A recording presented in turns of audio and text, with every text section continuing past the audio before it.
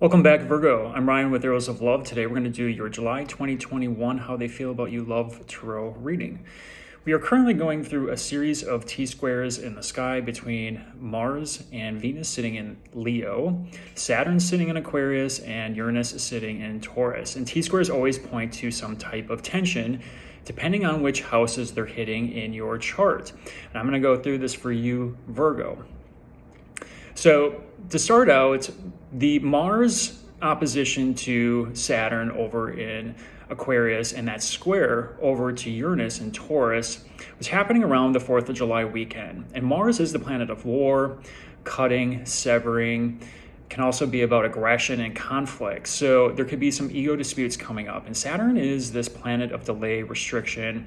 It can be a hard no. It's about boundaries and outer limits. So people could really be pushing your buttons, pushing your limits over that 4th of July weekend.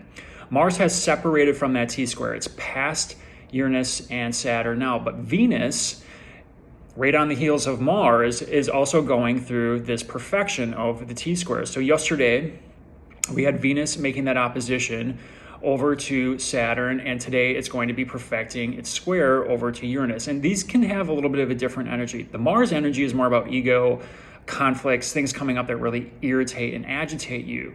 The Venus opposition and square is more about relationships and what it is we don't want in relationships. And let me explain a little bit. Saturn is the outer planet of the universe. It's the last visible planet to the naked eye. So it's this boundary between what it is we see and what it is we don't see, the ethereal spirit, whatever you want to call it.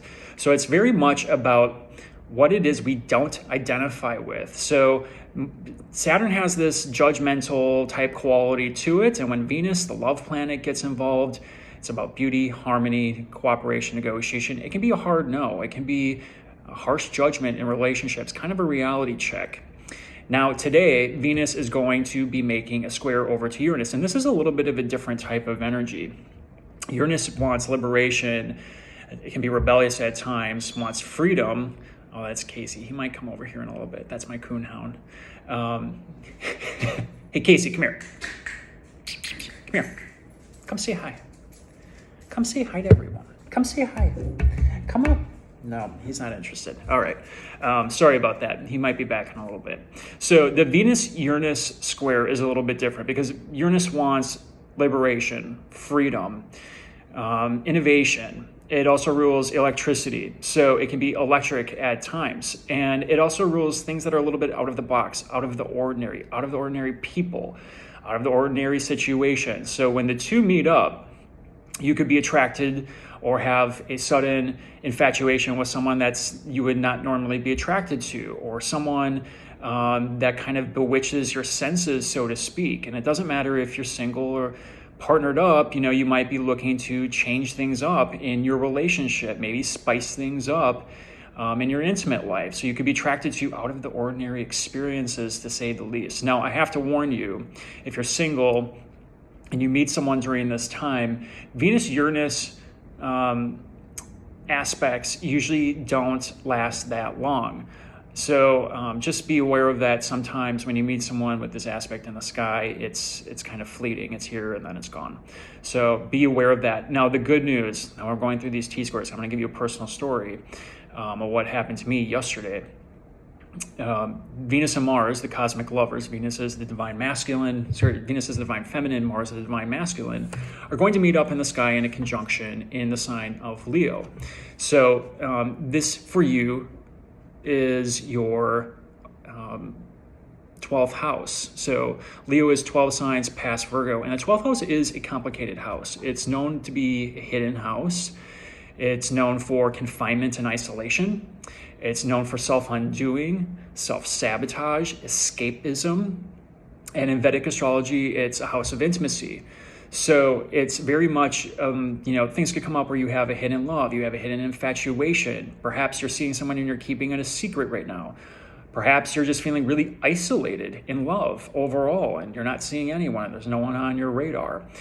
if you are seeing someone, you got to be careful of self-sabotage here and doing things that feed into your ego, because Leo's shadow side is the ego. So I'm telling everyone this, and it's different for everyone in the astrology, but that 12th house can be really complicated. Now, Saturn is opposing it, and it's sitting in your 6th house. So Aquarius is 6 signs past Virgo. And the 6th house can sometimes be a house of misfortune. It can be associated with disease, servitude, bondage. It's also associated with health regimes, your daily life, regular life affairs, mundane affairs. So it's something coming up from the unconscious, something percolating underneath the surface that has to do with your daily life. And then you have Uranus right in between the two, sitting over in Taurus. And for you, Virgo, that's your 9th house. And the 9th house has to do with your beliefs, your faith, idealism, gurus, mentors, and long-term travel. So it's all of these things coalescing together in some form of tension. So it could be something in your daily life that needs review. Perhaps it's a bad habit, bad people. It could be any one of these themes that's really percolating underneath the surface that is challenging your personal beliefs. So really pay attention to what's coming up today, over the last week and a half. If there's been some challenging things, don't ignore it and sweep it under the rug, because it's going to come up again. The good news is the cosmic lovers come together in Leo in that 12th house. So again, these are intimate matters. So, some of you could be getting it on. Others of you, there could be a feeling of isolation in relationships right now. If you're separated by distance, confinement of some type could come up here, but it's also about the subconscious and things unseen. So, things could come out of nowhere in that 12th house. My personal story, I'm a Cancer rising. So for me, Venus and Mars are sitting in my 2nd house of possessions and assets, and Saturn opposing it is in my 8th house of insurance. Yesterday, I got into a fender bender. And Mercury is coming out of that shadow retrograde phase right now in Gemini in its home sign. So communication, travel, technology could have been really off for you since basically late May, mid-May.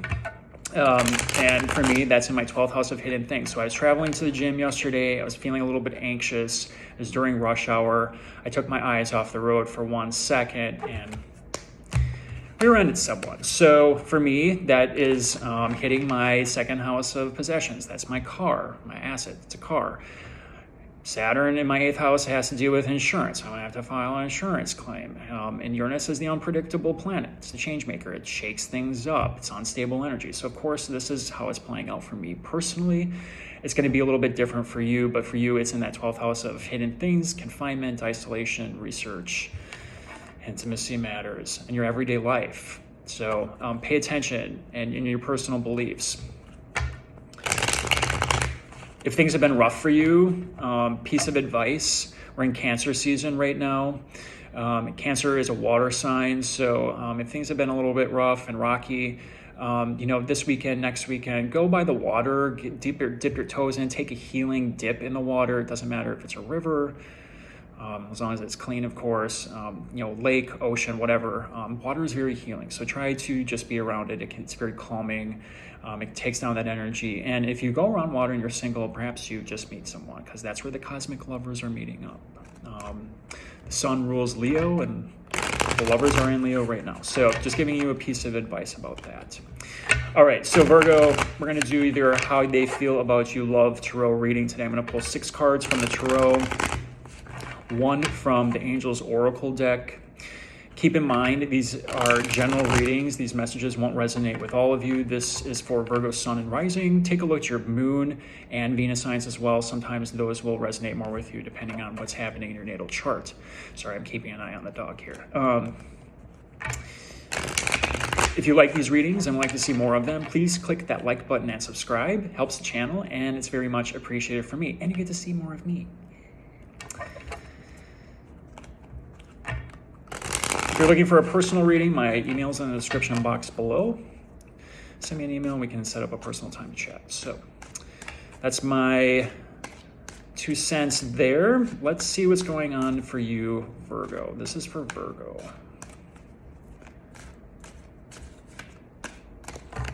Okay, I think that's good. We'll give the angels one shuffle here.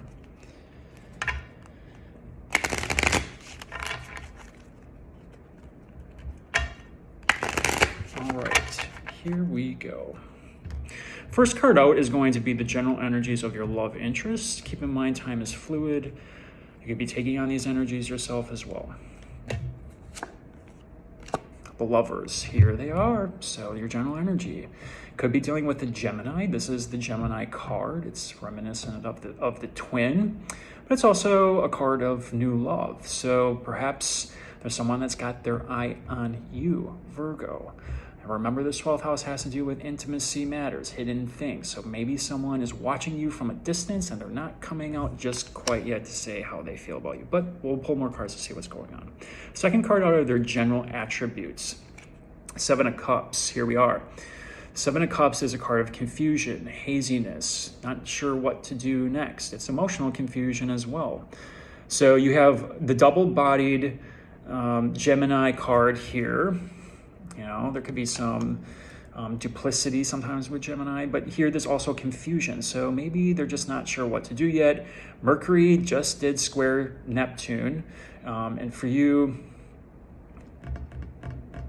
that is your 10th house.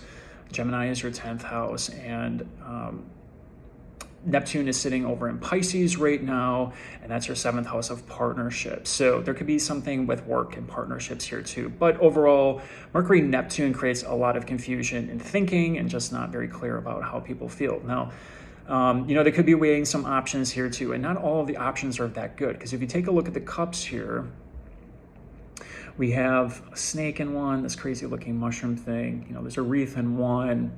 This looks like some type of dragon. So none of these options are good. So they're a little bit confused right now, maybe not sure what to do next. The next card out is going to be their flaws. Yeah, they're stuck right now. They're not sure what to do, and this kind of correlates to the Seven of Cups. The Hanged Man is very much in suspense, not really sure what to do next, feeling stuck, feeling confused, not making any moves. It's kind of a stalemate energy, so to speak. Next card out is going to be how they feel about you, what's on their mind. Well, here you are. So they're definitely thinking about you. You are the Hermit in the Tarot. You're thinking about you, but they're doing it in isolation. The Hermit is the isolation card. We talked about that 12th house, about confinement and isolation, hidden things. So maybe there's no communication right now. Perhaps things have been broken off and you haven't heard from them in a while. But they're definitely thinking about you. They're thinking about what to do next. They're in the cave, trying to figure their you-know-what out. They're keeping their feelings to themselves right now. That could be very frustrating because you are a communicator. You're ruled by Mercury. So this could be very much just a card of isolation, hidden things. Next card out is going to be the potential for a healthy, happy relationship. Five of Pentacles. Yeah, so, the Five of Pentacles is feeling left out in the cold. I definitely say there hasn't been communication between you guys in a while. There could have been a blowout of some type. There could be, you're just not in communication at all. And this is one of the tougher cards in the Tarot. You have confusion, you have a stalemate, options, the Hermit card, which is very much a card of isolation and introspection. And now the potential is, where do you go next? There isn't any communication, so how can you have this relationship, right? Next card is the Outcome. Yeah, Six of Pentacles. So it's calling for that rebalancing. And you'll see the scales here. It's calling a rebalancing of emotional resources. It's calling for a rebalancing of something in their lives that needs attention. And they're confused about it. They don't know what the heck they're going to do next. And they're not making any moves. It's the stalemate. There's isolation here. They're feeling left out in the cold. And there needs to be a rebalancing of sorts before anything can come of this. Let's pull a card from the angels for the advice. Unrequited love. There's not enough attraction or chemistry to keep the relationship going. Yeah, so, this isn't surprising. If there isn't mutual attraction, if there isn't enough to keep it going, then you're going to have this stalemate energy. It kind of just falls flat. And again, the 12th house is not an easy house. It's a house of isolation and confinement. It's a house of self-undoing. So there could be some self-undoing here, even with this Hermit card, where they're so isolated with their feelings or their emotions that you can't make it work. Unrequited love. Yeah, and you could be dealing with a Gemini here. You could be dealing with another Virgo. We have a couple pentacles, so this could also be Capricorn, Taurus, and we also mentioned Virgo. So yeah, I'd say this. The sun is going to be moving into Virgo about mid-August. Things are going to be a little bit lighter then. The lovers, Mars and Venus, will be moving into your sign in the next few weeks. So just hang in there. If things have been a stalemate, if things have just not been moving, you feel like, no matter what effort you put in, you can't get anything back, hold on. The universe is pointing you in the right direction. It's realigning you for what it is you really want, Virgo. And you can be a very discerning sign about your values and what it is you want. You are the Virgin, after all. So if it's not aligned, if your beliefs aren't aligned here and it's creating this unrequited energy, then just realize there's actually something better else for you out there. Give it some time. Go near water. Water is very healing during this time, and who knows, you could meet someone, around the lake, around the pool, but you got to put yourself out there. If you're married, I would say there's a situation here, married or partner up, that there's some isolation that needs to be worked out. I'd say maybe even go to a therapist, because this is a lot of confusion. This is just coming to a head and no one's moving at all. So maybe you need to learn how to respark that flame, maybe spice things up a little bit. But that rebalancing card is really important here. It's calling the attention to rebalance in some way. All right, Virgo, I hope you enjoyed this reading. I'm going to be back later on this month for a bonus reading. Leave comments if this is resonating with you. I'm always interested to hear how this plays out for you. Until next time, take care.